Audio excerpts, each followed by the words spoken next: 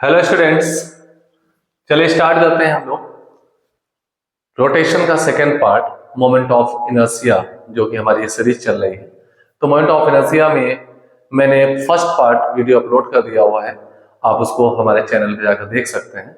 और second part है moment of inertia of rigid bodies. पहले पार्ट में मैंने moment of inertia of point mass upload किया है, आप उसको देख सकते हैं। कुछ क्वेश्चंस भी मैंने उसमें पूछे। पहले आप उस लेक्चर 1 को देखिए, उसके बाद एक सीरीज में लेक्चर 2 जो मैं अभी कराने जा रहा हूं उसको देखिए, तो मोमेंट ऑफ इनर्शिया के सारे कॉन्सेप्ट आपके क्लियर हो जाएंगे।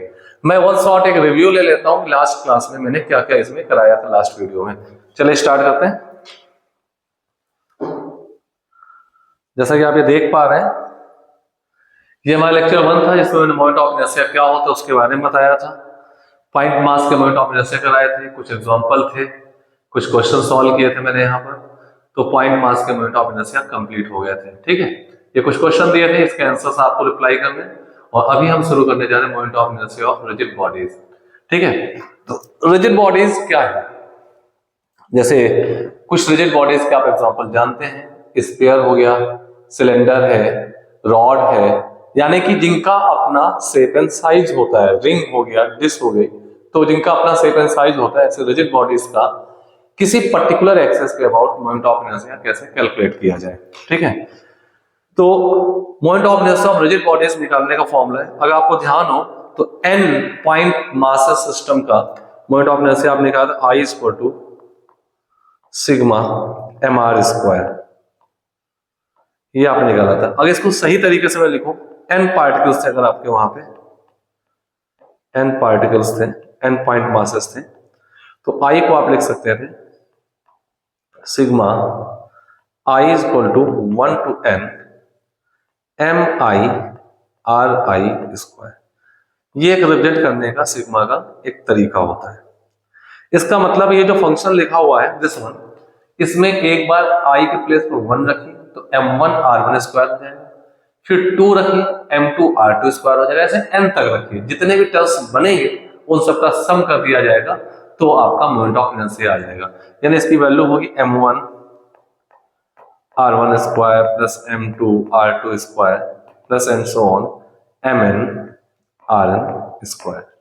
तो इसको शॉर्ट फॉर्म में सिग्मा के टर्म में ऐसे लिख दिया जाता है। ठीक है, तो एक सिस्टम था जिसमें n पॉइंट मासेस थे, m1 m2 m3 जिनके मासेस हुआ करते थे, और वो एक r1 r2 r3 perpendicular distance पर थे from the axis of rotation.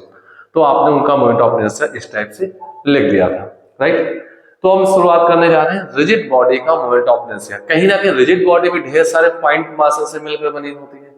ठीक है, तो उनका मोमेंट ऑफ इनर्शिया भी कुछ ऐड करके लेना हो, कोई एक पर्टिकुलर एक्सिस आपको दी जाएगी और उस एक्सिस के अबाउट उनका मोमेंट ऑफ इनर्शिया हमें कैलकुलेट करना होगा। तो कैसे कैलकुलेट करते हैं, तो चलिए स्टार्ट करते हैं moment of inertia of rigid bodies. ठीक है, तो इसका एक पहले फंडामेंटल फॉर्मूला होता है I का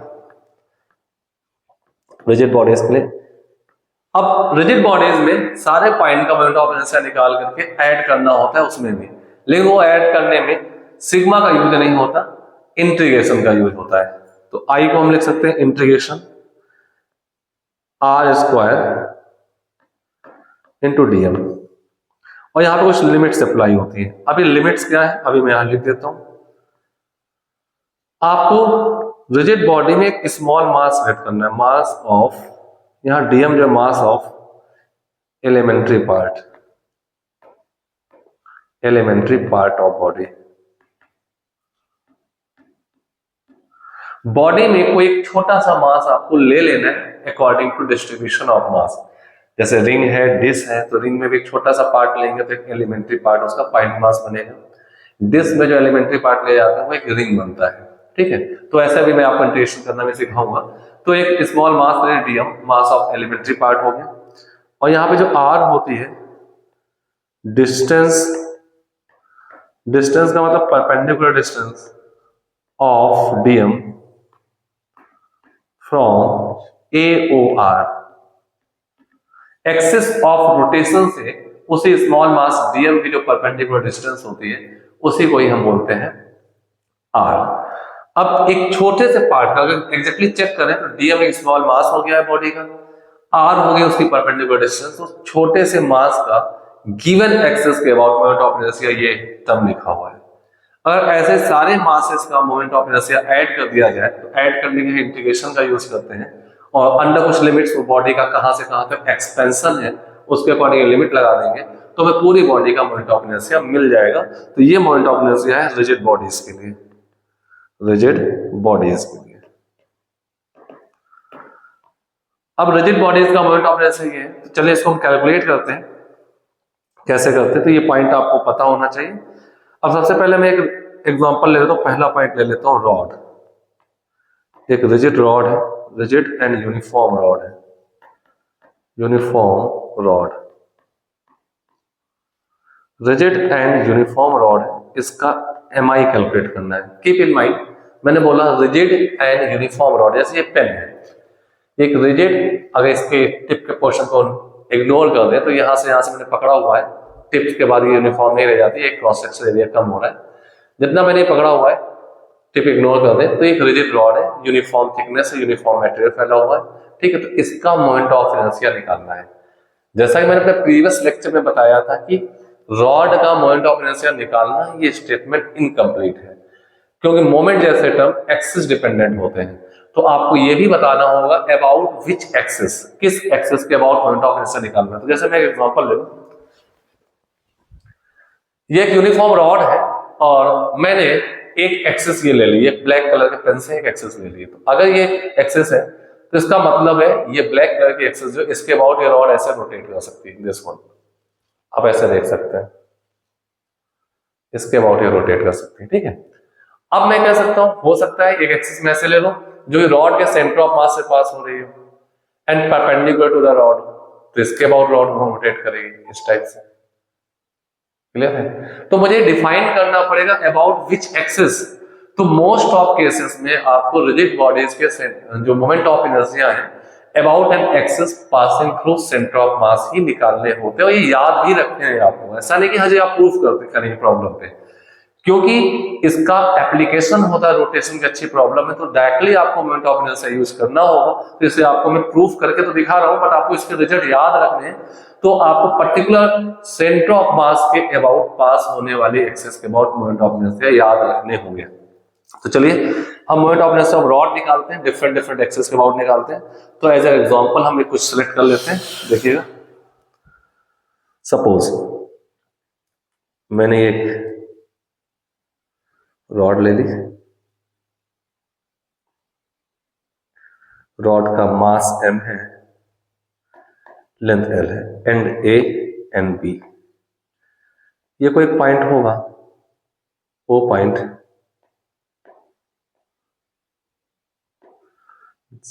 इसको cm कह देते हैं, सेंटर ऑफ मास है, और ये एक्सिस पास हो रही है, it is axis passing through center of mass of the rod and perpendicular to its axis, ठीक है। यह पास रॉड की एक्सिस है, तो यहाँ पे इसको AOR लिख देंगे, एक्सिस ऑफ रोटेशन है, और मैंने एक रोटेट करने का एक सिंबल बना रखा है, यानी कि एक्सिस ऑफ रोटेशन यही है। इसी एक्सिस के अबाउट इस रॉड का मोमेंट ऑफ इनर्शिया आपको कैलकुलेट करना है। तो कैसे कैलकुलेट करते हैं, इसके लिए हमें क्या करना होता है, हमने अपना ये रेफरेंस पॉइंट मान लिया है, this is the reference point, axis point है, एक्सिस का पॉइंट है जो रॉड से पास हो रहा है, रॉड पर है। अब हम यहां से एक कोई भी एक डिस्टेंस ले लेते हैं, जैसे मैंने आपको फॉर्मूले बताया ऊपर, एक r डिस्टेंस होगी, तो मैं r भी ले सकता हूं। अगर मैंने यहाँ डिस्टेंस r ली है तो मैं इंटीग्रेशन r स्क्वायर dm लिख रहा हूं। अगर मैंने यहाँ पे डिस्टेंस x ली होती है तो इंटीग्रेशन x स्क्वायर dm लिखता हूं, x की लिमिट लगाता। तो ये हमारी चॉइस है, कोई भी डिस्टेंस को कोई भी सिंबल हम दे सकते हैं। तो सपोज हमने ऐसा कर लिया, यहां से x डिस्टेंस पर एक छोटा सा एलिमेंट ले लिया dx लेंथ, ये dx लेंथ, x डिस्टेंस पे dx लेंथ का मैंने एक एलिमेंट ले लिया। तो आप बता सकते हैं इसका मास dm कितना होगा, dm, क्योंकि ये m मास की l लेंथ की यूनिफॉर्म रॉड है, तो इसकी लीनियर मास डेंसिटी यानी कि मास पर यूनिट लेंथ होगा m/l। तो यूनिट लेंथ का मास m/l है, तो मुझे dx लेंथ का मास ही डिफाइन करना है, तो m/l इंटू dx हो जाएगा। ये आपने डीएम चेक कर लिया।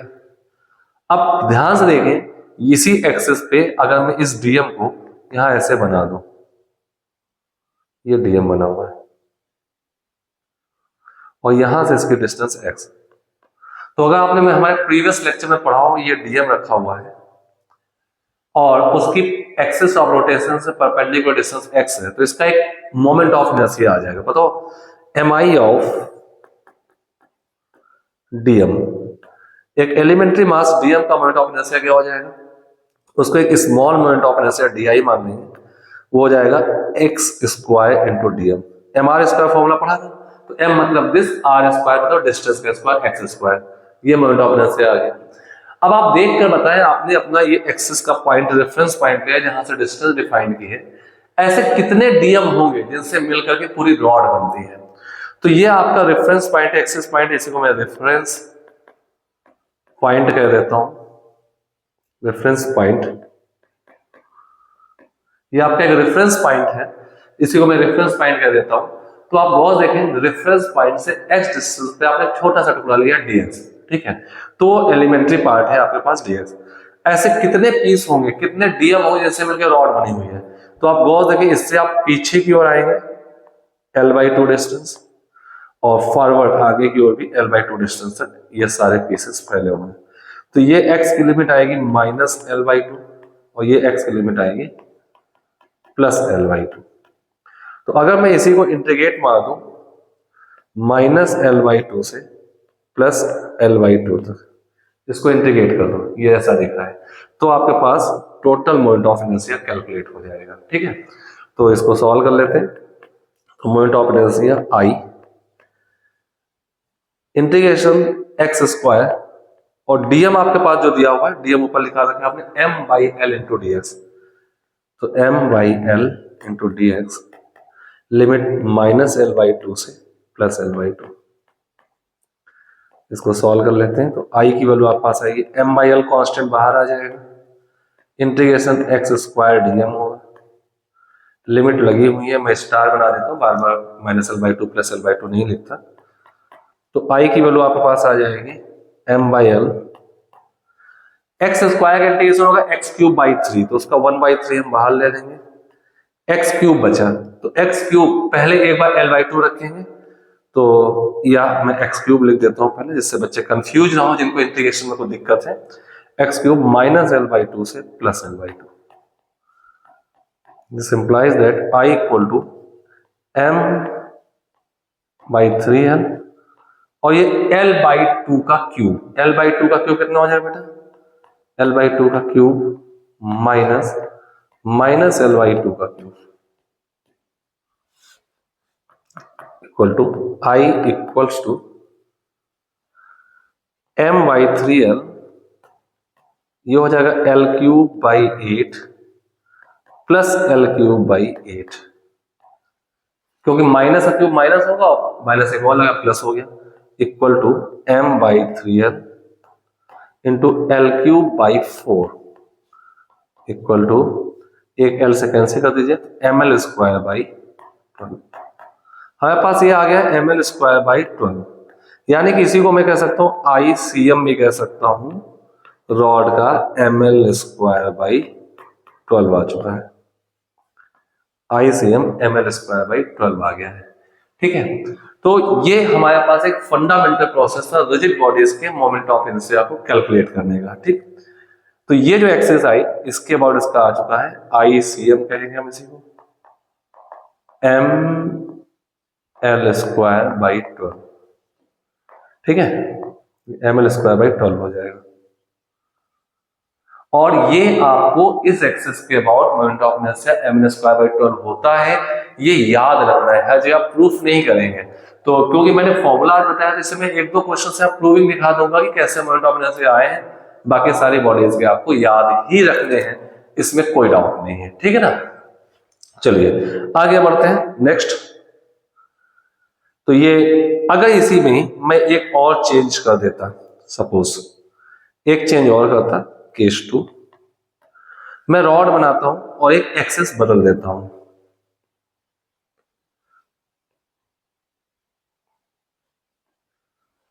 मैंने कहा ये ए बी रॉड है, मास m है, लेंथ l है, ये इसका cm था, सेंटर ऑफ मास, बट मैंने एंड से एक एक्सिस पास की, passing through one end of the rod and perpendicular to the axis of rod. अगर मैं यहाँ पे ये चीज दिखाऊं ऐसे, ये एक लाइन पास हो रही है, ये लाइन बॉडी की एक्सिस है, ये दिस है एक्सिस ऑफ रॉड, ये रॉड की एक्सिस है, एक्सिस ऑफ रॉड। तो मैं किसी एक ऐसे एक्सिस के अबाउट एम आई निकालने जा रहा हूं जो रॉड के वन एंड से पास हो रही है perpendicular to the axis of rod, ये AOR है। अब हमारे प्रॉब्लम में देखिए बॉडी वही है, अभी मैंने ऊपर एक एक्सिस ली जो कि यहां से पास हो रही थी सेंटर ऑफ मास से, मैंने इसके अबाउट एम आई निकाल लिया। मैंने कहा एम आई जैसे टर्म एक्सिस या रेफरेंस पॉइंट डिपेंडेंट होते हैं। अब यहां पर बॉडी हमारी वही है, सेम है, हमने एक्सिस बदल दी है, sure and certain moment of inertia बदल जाएगा। तो चलिए इसके अबाउट निकालते हैं। तो इसके अबाउट कैसे करें, सेम प्रोसेस है, हमने यहां से x डिस्टेंस पे एक छोटा सा मास ले लिया dx लेंथ पे, तो इस मास को dm कहेंगे। अब dm निकालना हमारे कोई टफ टास्क नहीं है, जैसे हमने ऊपर dm निकाला है, ये लिखा है m/l × x। एग्जैक्टली कैसे निकालते हैं, इसकी लीनियर मास डेंसिटी हो जाएगी, लीनियर मास डेंसिटी m/l होगी और dx का मल्टीप्लाई कर दिया जाएगा, तो ये आपके पास dm आ गया। अब मुझे I निकालना है, तो I सीधे हम यूज कर सकते हैं इंटीग्रेशन x² dm, जैसे मैंने फॉर्मूला बताया r² dm, तो वैसे x² dm हो जाएगा। बट कीप इन माइंड उस dm की एक्सिस ऑफ रोटेशन से परपेंडिकुलर डिस्टेंस होनी चाहिए, चाहे उसको आप r लिखें या उसको x लिखें, तो ये परपेंडिकुलर डिस्टेंस ये माइंड रखिएगा। तो x² dm, ठीक है, x² dm। अब यहाँ पे वैल्यूज पुट कर लेते हैं, लेकिन लिमिट पे देखें, लिमिट क्या लिखेंगे, तो गॉस देखें x की लिमिट पहले वैल्यू पुट करता हूं, इंटीग्रेशन x² dm हो गया m/l × dx। अब क्योंकि x के रिस्पेक्ट में इंटीग्रेशन आ चुका तो x की लिमिट चाहिए, तो अब आप गॉस देखें, आपकी रेफरेंस पॉइंट ही यही है, ये रेफरेंस पॉइंट है, यहां से डिस्टेंस डिफाइन किए, रेफरेंस पॉइंट।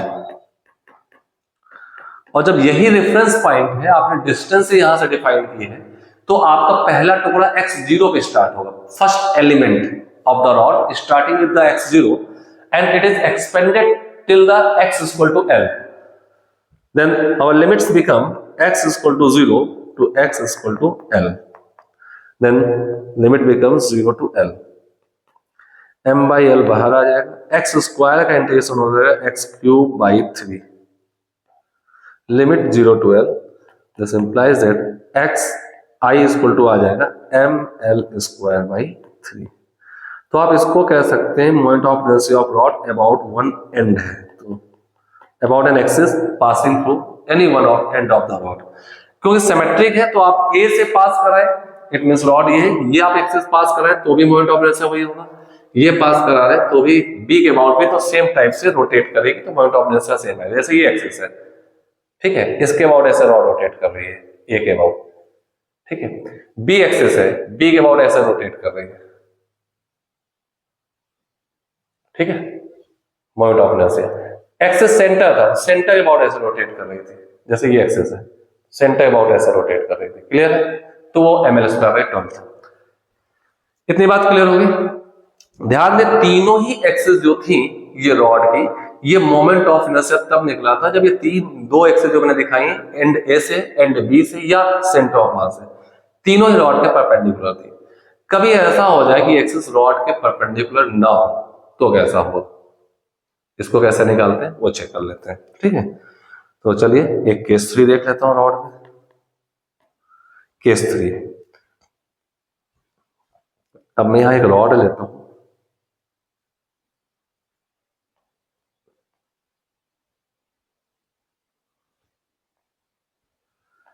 ए बी रॉड है,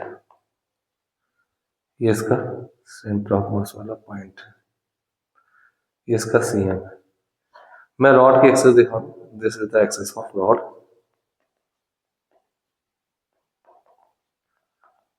ये एक्सिस ऑफ रॉड है, axis of rod, this the axis of rod. अब हुआ क्या, मैं एक दूसरे एक्सिस डिफाइन करता हूं, सेंटर ऑफ मास से पास होगी, दिस वन।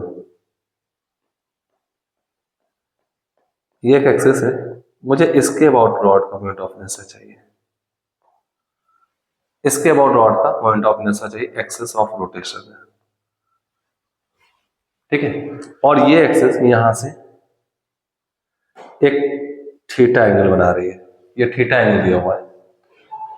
अब गॉस देखें, ये रॉड के एक्सिस के साथ थीटा बनाते हुए ये रॉड एक्सिस गुजर रही है, मुझे इसके अबाउट मोमेंट ऑफ इनर्शिया चाहिए। जबकि इसके पहले मैंने सेंटर ऑफ मास वाला क्वेश्चन दिखाया, वहां पे रॉड की एक्सिस के साथ इस टाइप से पास हो रही थी, सेंटर ऑफ मास से, ये दोनों एक्सिस सेंटर ऑफ मास से पास हो रही है, बट वो परपेंडिकुलर टू द रॉड थी, ये रॉड के साथ एक एंगल थीटा बना रही है, ठीक है ना। तो मुझे इसके अबाउट चाहिए, तो देखिए कैसे निकालेंगे। करने का तरीका वही होगा, आप यहां से एक्स डिस्टेंस पे यहीं पे रेफरेंस पॉइंट मान लीजिए। अब मैं शॉर्ट में रेफरेंस पॉइंट को आरपी लिख दूंगा, रेफरेंस पॉइंट एक्स डिस्टेंस पे एक छोटा सा टुकड़ा ले लीजिए dx, तो इसका मास dm फिर से वही आएगा m/l इंटू dx, ये इसका मास हो गया m/l इंटू dx, ठीक है, इसका मास ये आ गया। अब गॉस देखें, अगर यहां पे लिमिट लगानी पड़ी था आपको, तो लिमिट तो ही लगेंगे, ये x इक्वल टू -l/2 से x इक्वल टू +l/2 तक, क्योंकि आपका रेफरेंस पॉइंट अभी भी सेंटर ऑफ मास ही है, लिमिट तो सेम लगेंगे -l/2 से +l/2 तक। लेकिन गॉस देखें, ये जो एलिमेंट्री मास आपके पास आया हुआ है, एलिमेंट्री मास जो आपने लिया है दिस वन, इस मास की क्या एक्सिस से, ये जो x डिस्टेंस है एक्सिस से परपेंडिकुलर डिस्टेंस है, नहीं, कोई एंगल बन रहा है, तो परपेंडिकुलर डिस्टेंस निकालने के लिए मुझे ऐसे चेक करना पड़ेगा, दिस टाइप, दिस वन, ये 90 डिग्री आया, ये परपेंडिकुलर डिस्टेंस है। तो इसको कैसे समझेंगे, कैसे निकालें, तो मैं एक छोटा सा ट्रायंगल बनाता हूं, ये CM हो गया, ये CM था, ये x डिस्टेंस थी, एक्सिस ऐसे जा रही थी, ये AOR थी, ये एंगल थीटा था, आपने ऐसे परपेंडिकुलर डिस्टेंस निकाली, ये आपका यहां पे DM रखा हुआ था, ये DM था, देखिए ये DM रखा हुआ है यहाँ पे, ये CM से ये डिस्टेंस x आई हुई है, ये एक्सिस ऑफ रोटेशन CM वाले लाइन से थीटा एंगल पर थी, तो ये परपेंडिकुलर डिस्टेंस आपको निकालनी है, ठीक है। तो अब आप गॉस देखें, इसी को R परपेंडिकुलर कह सकते हैं, तो R परपेंडिकुलर आपके पास क्या आएगा, R परपेंडिकुलर, तो इस ट्रायंगल राइट एंगल टाइम देखें तो ये परपेंडिकुलर हो गया, ये हाइपोटेन्यूज हो गया, R perpendicular upon x equal to sine theta, तो R परपेंडिकुलर आपके पास आएगा x साइन थीटा। हाँ, थीटा फिक्स है, ध्यान दें, थीटा यहाँ कांस्टेंट है। तो अब इस छोटे से मास का इस एक्सिस के about moment of inertia, elementary mass का moment of inertia about the axis में R परपेंडिकुलर डिस्टेंस ये लगेगी दिस वन, और इसका स्क्वायर लगाया जाएगा, तो आपके पास क्या आ जाएगा, चेक कर देते हैं। तो आपके पास I आएगा x स्क्वायर, तो x की जगह R परपेंडिकुलर होता है, तो मैं R परपेंडिकुलर ही लिख देता हूं पहले, R perpendicular square into DM, limit लगा देंगे -l/2 टू +l/2, तो इसको सॉल्व करेंगे तो R परपेंडिकुलर हो जाएगा x square sine square theta into DM, DM है m/l इंटू dx, तो इसमें m/l कांस्टेंट है, बाहर आ जाएगा, साइन स्क्वायर थीटा कांस्टेंट है, बाहर आ जाएगा, integration x square dx, limit -l/2 से +l/2, यहां भी छूट गया था, -l/2 से +l/2, ये लिमिट लगाएंगे और लिमिट लगा के हम सॉल्व करेंगे तो हमारे पास आंसर आ जाएगा I equal to ml²/12 sine square theta, ml²/12 sine square theta हमारे पास एक ही आंसर आ जाएगा, ठीक है। तो अब मैं आपको ये दिखा दूं, गॉस देखिएगा, अगर ये थीटा जो आपका बन रहा है दिस वन थीटा, ये अगर 90 इस रेफरेंस लाइन से है थीटा, अगर 90 डिग्री हो जाता तो axis perpendicular to the rod हो जाती, थीटा 90 करिए और साइन 90 की वैल्यू होती है 1, तो आपका आईसीएम वाली वैल्यू आ जाती है जो हमने सबसे पहले निकाली ml²/12। आप देख सकते हैं दिस वन, ये देखिए ml²/12, ये 90 डिग्री पर एंगल थीटा होता तो ये ml²/12 sin² थीटा हो जाता। तो अगर आपको मैं यहां पे दिखाऊं दिस वन, आपने एंड के अबाउट एक निकाला है, परपेंडिकुलर है, तो इसके अबाउट आपने क्या आंसर निकाला है? इसके अबाउट आपका आंसर है ml²/3। देखिए ये अबाउट द एंड ml²/3 निकाला है। लेकिन अगर एक एक्सिस ऐसे जा रही होती दिस वन और ये एंगल थीटा बन रहा होता, अगर मुझे इसके अबाउट निकालना होता तो पता है इसके अबाउट आंसर क्या होता है? ml²/3 sin² थीटा होता, ml²/3 sin² थीटा होता, क्योंकि जब सेंटर से गुजर रही थी तो आंसर आपका ml²/12 था, बस एंगल थीटा एक्सिस से बनाया ml²/12 sin² थीटा बन गया। तो जब एंड से पास होगी तो एंड के परपेंडिकुलर होगी तो ml²/3 होगा, और एक्सिस के साथ थीटा एंगल बनाएगी तो ml²/3 sin² थीटा हो जाएगा। तो ऐसे आप रॉड में किसी भी एक्सिस के अबाउट मोमेंट ऑफ इनर्शिया निकाल सकते हैं। लेकिन अगर आप सोचें ये थीटा 0 हो जाता दिस वन, ये थीटा 90 बनता है तो ये आंसर दे देगा ml²/3, ये थीटा 0 हो जाता तो गॉस देखिए एक्सिस ऑफ रोटेशन भी यही हो जाती है, तो जितने एलिमेंट्री मास थे सारे मास एक्सिस पर ही आ जाते हैं, और कोई मास अगर किसी एक्सिस पर ही पड़ रहा है तो उस एक्सिस के अबाउट उसका मोमेंट ऑफ इनर्शिया 0 होता है। तो आप गॉस देखिएगा थीटा 0 बन जाता है, ये एक्सिस अगर रॉड से पास होती है तो थीटा 0 sin 0 0 होता है, आपका मोमेंट ऑफ इनर्शिया 0 हो जाता। तो मैंने बहुत तरीके आपको दिखा दी है मोमेंट ऑफ इनर्शिया के, ठीक है। तो चलिए आगे बढ़ते हैं। तो पहला केस मैंने लिया रॉड का मोमेंट ऑफ इनर्शिया। अब आते हैं केस 2 पे, कुछ और बॉडीज को सिलेक्ट कर लेते हैं। अब सबके मोमेंट ऑफ इनर्शिया में प्रूफ करने तो नहीं जा रहा हूं, लेकिन कुछ रिजिड बॉडीज हैं जिनके मोमेंट ऑफ इनर्शिया आपको याद होने चाहिए, और क्योंकि ढेर सारी एक्सेस हो सकती है, लॉट ऑफ एक्सेस पॉसिबल है, तो आपको एक कॉमन पॉइंट तो पता होना चाहिए जहां से एक्सेस पास हो रही है। हर एक बॉडी का उसके ज्योमेट्रिकल सेंटर, आपके मैक्सिमम केस में यूनिफॉर्म डिस्ट्रीब्यूशन ऑफ मास होगा, तो ज्योमेट्रिकल सेंटर से पास होने वाले जो एक्सेस हैं उनके अबाउट बॉडीज के मोमेंट ऑफ इनर्शिया पता होने चाहिए। तो चलिए हम कुछ एग्जांपल लिख लेते हैं। तो रिंग का बात कर लेते हैं। आपके पास आएगा रिंग, दिस वन, ये एक रिंग है, ये इसका ज्योमेट्रिकल सेंटर, यहां से एक्सिस पास हो रही है, ये एक्सिस ऑफ रोटेशन है, इसका मास m है, रेडियस r है, तो इसका ICM mr² ही लिखा जाएगा। दूसरा पॉइंट है डिस,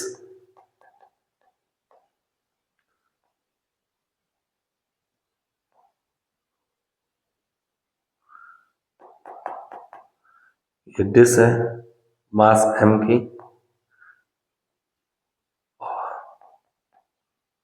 रेडियस r, तो इसके अबाउट मोमेंट ऑफ इनर्शिया लिखा जाएगा I = mr²/2।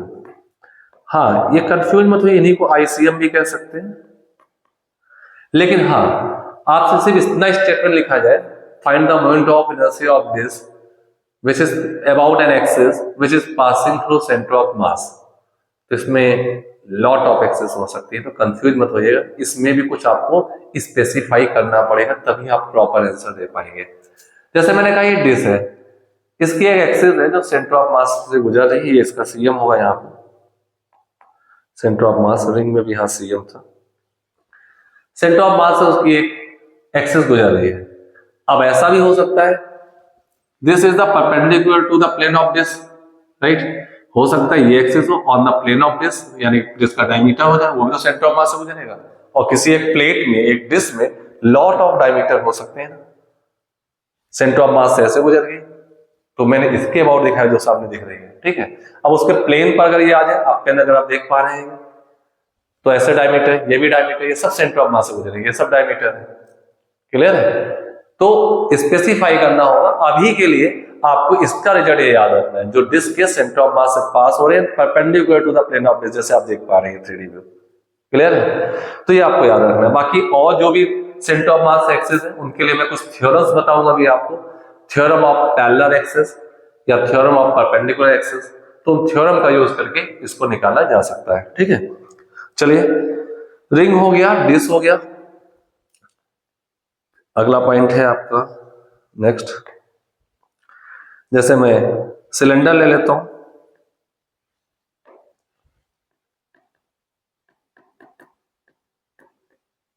सिलेंडर में दो कैटेगरी आएगी, पहला होगा हॉलो सिलेंडर। हॉलो सिलेंडर कुछ इस टाइप से बन जाएगा,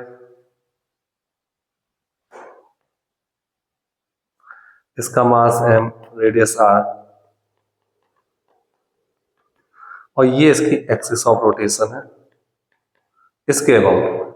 तो मैं आपको कंफर्म कर दूं, कहीं ना कहीं मोमेंट ऑफ इनर्शिया का की जो वैल्यू होती है वो बॉडी के मास पर तो डिपेंड करती है, but distribution, type of distribution of मास पर भी डिपेंड करती है। तो हॉलो सिलेंडर कैसे बनेगा, जरा ध्यान देखें, ढेर सारे रिंग्स आप रखते चले जाएं सेम थिकनेस के, आइडेंटिकल, काफी हाइट आ जाएगी, तो आप देखेंगे वो हॉलो सिलेंडर की तरह बिहेव कर सकता है। तो जो रिंग का, क्योंकि टाइप ऑफ डिस्ट्रीब्यूशन यानी सारा मास एक्सिस ऑफ रोटेशन से रिंग में भी सेम डिस्टेंस आर पर और इस हॉलो सिलेंडर में भी सेम डिस्टेंस आर पर है, जैसे जो आंसर रिंग का होगा about the centre of mass axis, same answer hollow cylinder का भी अबाउट द सेम एक्सिस होगा। तो इसका आईसीएम आपके पास आ जाएगा mr², और सिलेंडर में सॉलिड सिलेंडर, तो आप मेरी बात से समझ गए होंगे कि अगर ढेर सारे रिंग्स रखे जाए तो एक होलो सिलेंडर बनता है, तो ढेर सारी डिशेस रख दी जाए तो आप देखेंगे कॉइंस रखते चले जाए तो एक सिलेंडर जैसा बन जाएगा, और उसके axis about moment of inertia निकालें तो सेम आंसर आने वाला है जो डिस्क का आया था। तो मैं यहां सॉलिड सिलेंडर ले रहा हूं, इसका moment of inertia about this axis, mass m है, रेडियस r है, तो इसका mi आएगा mr²/2, same as the this mr²/2। Next आगे बढ़ते हैं, स्फीयर की बात कर लेते हैं। स्फीयर में पहला आएगा हॉलो स्फीयर। अब ये आपका कंसर्न नहीं होना चाहिए वैल्यूज कहां से आई हैं, इन सबकी प्रूविंग होती, मैथमेटिकली सबको प्रूव किया जा सकता है। तो हॉलो स्फीयर की बात कर लेते हैं। तो हॉलो स्फीयर पे अगर देखें हम, तो इसका डायरेक्ट एक आंसर है, इसका मास m है, रेडियस r है, अबाउट डायमीटर, तो इसको हम कह सकते हैं अबाउट डायमीटर।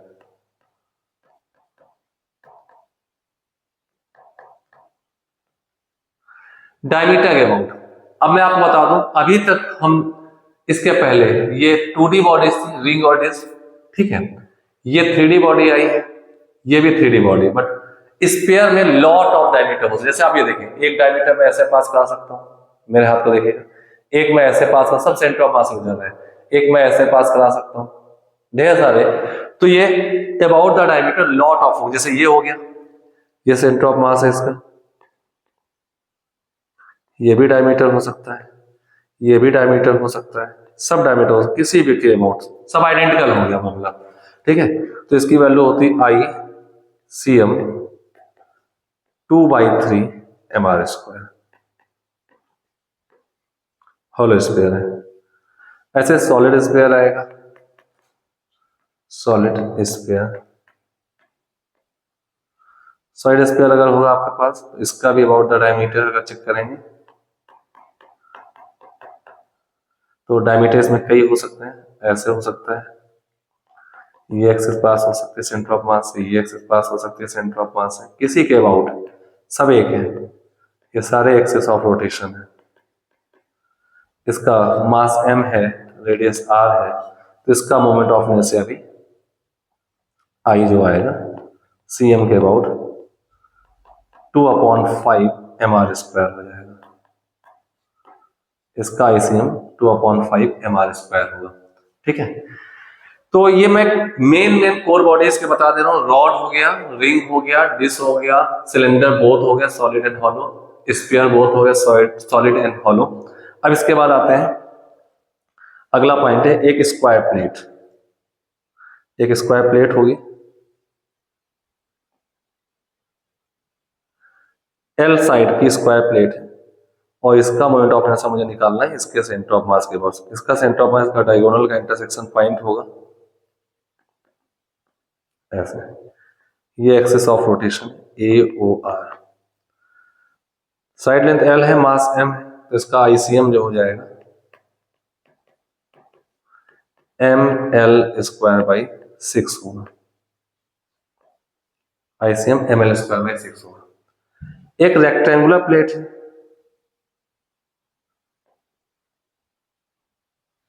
साइड लेंथ ये एल है और ये बी है, रेक्टेंगुलर प्लेट है, इसमें मोमेंट ऑफ इनर्शिया निकालना है about an axis passing through its centre of mass. ये स्क्वायर प्लेट थी, स्क्वायर प्लेट, ये रेक्टेंगुलर प्लेट थी,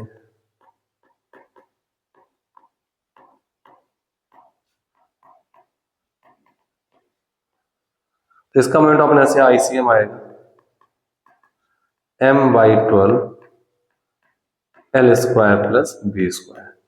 और गॉस देखें, अगर इसी में ही एल और बी दोनों सेम हो जाए तो ये एक स्क्वायर प्लेट बन जाएगी। तो आप देखें 12 स्क्वायर बन के ये आंसर आ जाएगा, एम एल स्क्वायर बाई 6 आ जाएगा। ठीक है, तो ये आपके पास मोमेंट ऑफ इनर्शिया कुछ बॉडीज के जो मेन बॉडीज है जिनका हमें यूज करना होता है, और किसी पर्टिकुलर एक एक्सिस के अबाउट इट सीएम, हर जगह यहाँ पे सीएम है, यहाँ पे भी इसका सीएम होगा। ठीक है, तो सबका मैंने सेंटर ऑफ मास के अबाउट एमआई निकाल रखा है। ये आपको एटलीस्ट जितने मैंने यहाँ 8 पॉइंट लिखवाए हैं ये आपको एटलीस्ट याद होने चाहिए, और मेजॉरिटी में 90% इन्हीं का ही यूज होता रहता है। तो आप यहाँ डिराइव करने नहीं बैठेंगे, इन्हीं को निकालते रहेंगे। ठीक है, तो ये मोमेंट ऑफ इनर्शिया आपको पता होने चाहिए, पर्टिकुलर एक्सिस जो मैंने सीएम से पास होते दिखाई है। अब बात करते हैं कि अगर आपको किसी और भी एक्सिस के अबाउट मोमेंट ऑफ इनर्शिया चाहिए तो आप कैसे सॉल्व करेंगे, या वेरिएबल मास कहीं दिया हुआ है मोमेंट ऑफ इनर्शिया चाहिए तो कैसे सॉल्व किया जाएगा। तो वो सब करने के लिए अब हम आगे बढ़ते हैं, इससे रिलेटेड कुछ थ्योरम्स होती हैं, उन थ्योरम्स को पहले जान लेते हैं, और जब वो थ्योरम्स हमको पता चल जाएंगे तो किसी भी एक्सिस के अबाउट इन रिजिड बॉडीज का मोमेंट ऑफ इनर्शिया निकाल लेते हैं।